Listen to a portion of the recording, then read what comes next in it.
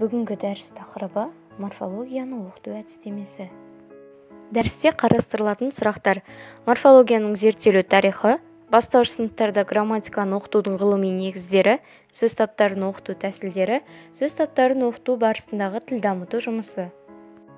Морфология дербес сөздердің грамматикалық мағыналарын тексеретін, грамматикалық сөз тұлғалардың қызметі мен қалыптасу, даму заңдылықтарын зерттейтін тіл ғылымының бір саласы.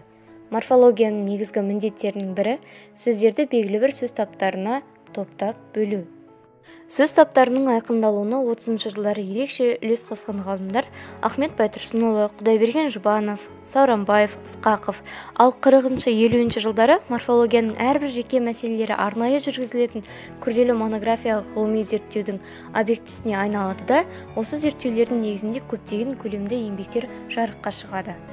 Мәселен, Сауранбаевтың педучилищеге арналған қазақ тілі және жоғары оқу орындарына арналған қазіргі қазақ тілі еңбектері, Балқаевтың қазақ тілі грамматикасының кейбір мәселелері, Ысқақовтың қазақ тіліндегі үстеулер, Мұсабаевтың сын есімнің шырайлары, Хасеновтың қазіргі қазақ тіліндегі сан есімдер, Әміровтың қазақ тіліндегі шылаулар, ал Сарыбаевтың қазақ тіліндегі одағайлар атты еңбектерін жатқызуға болады. 60-шы жылдары мұндай еңбектер саны жағынан да, тақырып жағынан да молая түсіп, жеке сөз таптарына байланысты тағы да көптеген зерттеулер жазыла бастады. Оларға Сарыбаевтың қазақ тіліндегі еліктеуіш сөздер, Шакеновтың қазақ тіліндегі сын есім категориясы, Ибатовтың қазақ тіліндегі есімдіктер, Төлеуовтың қазақ тіліндегі есім категориясы еңбектері жатады. Зат есімді оқыту. Зат есімге қатысты алғашқы сабақ заттың атын білдіретін сөздерді түсіндіруден басталады. Аталған заттар балаларға бұрыннан таныс әрі нақты болу керек.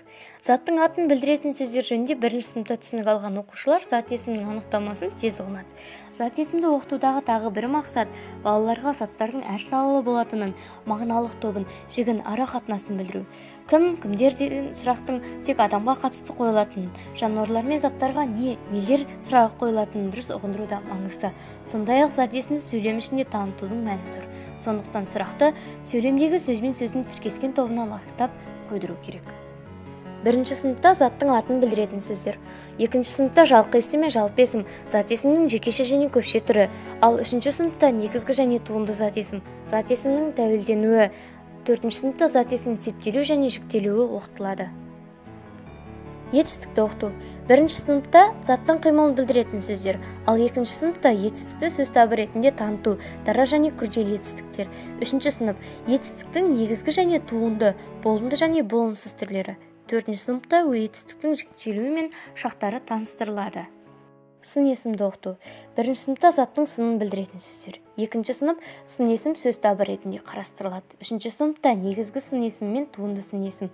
Төртінші сынып сын есімнің шырайлары өтіледі. Сан есімді оқыту.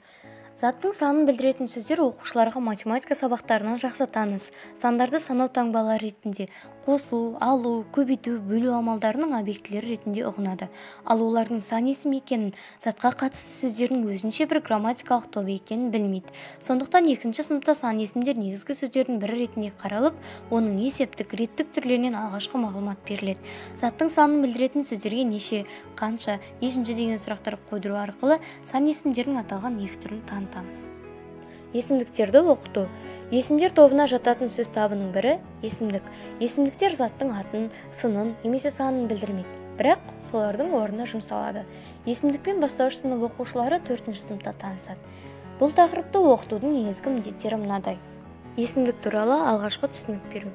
Есімдіктің тілде атқаратын қызметін байқату. Оқушыларды есімдікті сөйлеу тәжірибелерінде саналы түрде қолдана білуге үйрету. Оқушыларды қажет жағдайда зат есімдерді есімдікпен алмастырып қолдануға дағдыландыру. Жіктеу есімдіктермен таныстыру, олардың үш жақта айтылатынын білдіру. Жіктеу есімдіктердің септелуін меңгерту. Ең алдымен есімдіктің зат есім, сын есім, сан есімдердің орнына қолданатын сөз табы екенінен мағлұмат беріледі. Есімдік осы аталған сөз таптарының орнына жұмсалатындықтан, оған қойылатын сұрақтар да солармен бірдей болып келетіні байқатылады. Бұл үшін мынадай сөйлемдер талданады. Сәуле дүкенге келді. Ол кітап сатып алды. Бұл кісіні жақсы танимын. Айдын кітапханадан бірнеше кітап алды. Бірінші сөйлемдегі ой иесі Сәуле екендігі, оған жалғас сөйлемдегі ол сөзі Сәуле сөзінің орнына жұмсалып тұрғандығы түсіндіріліп, оған кім сұрағы қойылатыны байқатылады. Екінші сөйлемде бұл сөзіне назар аударылып, оның қай сұрағына жауап беріп, сын есімнің орнына қолданылып тұрғаны, ал үшінші сөйлемдегі бірнеше сөзі қанша сұрағына жауап беріп, сан есімнің орнына жұмсалып тұрғаны сұрақ-жауап әдісімен түсіндіріледі. Осы мысалдарды талдау нәтижесінде оқушылар есімдердің орнына жұмсалатын сөздер есімдік деп аталады деген қорытындыға келулері қажет. Сөз таптарын оқыту барысындағы тіл дамыту жұмысы. Бастауыш сынып оқушыларының сөз мағынасын түсінуі, оның сол сөз туралы түсінігі, ұғымы пайда болуының кепілі. Сондықтан оқушыларға сөз таптарын оқыту барысында кездескен мағынасы түсініксіз сөздердің жеке тұрған кездегі мағынасын да, сөйлем ішінде тұрған мағынасын да бірдей түсіндіру керек. Жаттығулардағы кейбір сөздерге мағынасы жуық сөздерді немесе оған мағынасы қарама-қарсы сөздерді тапқызу, белгілі бір сөздерді қатыстырып сөйлем құратып отыру қажет. Сол арқылы оқушылардың сөздік қорын байытып, тілін дамытуға қол жеткізіледі. Осы бағытта мынадай тапсырмалар ұсынуға болады. Бірінші тапсырма. Сыртқа шықсақ дауланы қараңғылық басыпты. Көңіл қараңғылығын кім ашады, кім сәуле шашар екен деген сөйлемдердегі қараңғылық сөзінің мағынасын ажыратыңдар. Екінші тапсырма. Қараңғылық басыпты деген сөз тіркесіндегі қараңғылық сөзінің қандай мағыналық жағы көңіл қараңғылығы сөз тіркесінде қолданылып тұр. Үшінші тапсырма. Қараңғылық сөзі мына сөздердің қайсысымен тіркесе алады? Тау, жолдас, жануар, түн. Себебін түсіндір. Төртінші тапсырма. Надан сөзіне мына сөздерден мәндес сөздер іріктеп жаз. Бесінші тапсырма. Мына сөздердің қайсысы киім сөзімен тіркесе алады? Себебін түсіндір. Тағы бір тапсырма түрі, берілген сөздің әр әрпіне мәндес сөздер ойлап тауып жазу керек.